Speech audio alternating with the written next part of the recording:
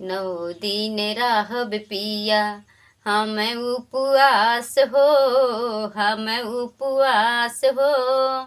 मैया के ऊपर बाटे हमरो विश्वास हो, मैया के ऊपर बाटे हम पे विश्वास हो। जल्दी से कैला सैया सब तैयारी, जल्दी से कैला सैया सब तैयारी। मैया के मूर्ति लादा जाके बाजारी, मैया के मूर्ति लादा जाके बाजारी।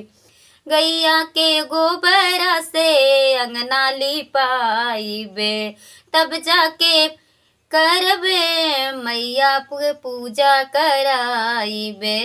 गैया के गोबरा से अंगना लिपाइबे, तब जाके करब मई के पूजा कराइबे।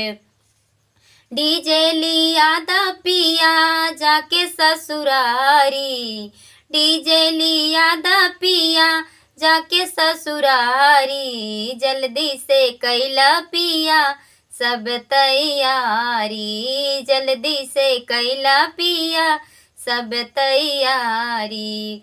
मैया के मूर्ति लादा जाके बाजारी, मैया के मूर्ति लादा जाके बाजारी।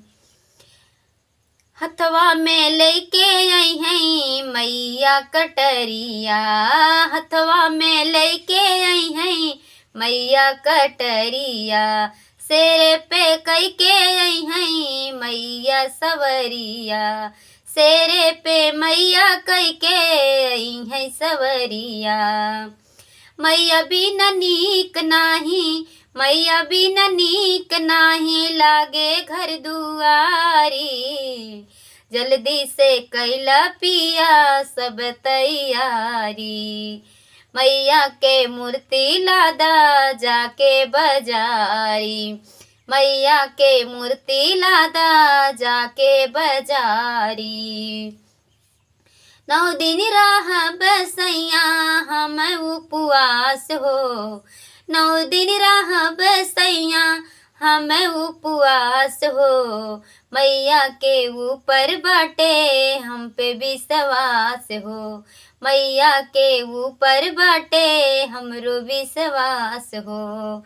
जल्दी से कैला पिया सब तैयारी, मैया के मूर्ति लादा जाके बाजारी, मैया के मूर्ति लादा जाके बाजारी।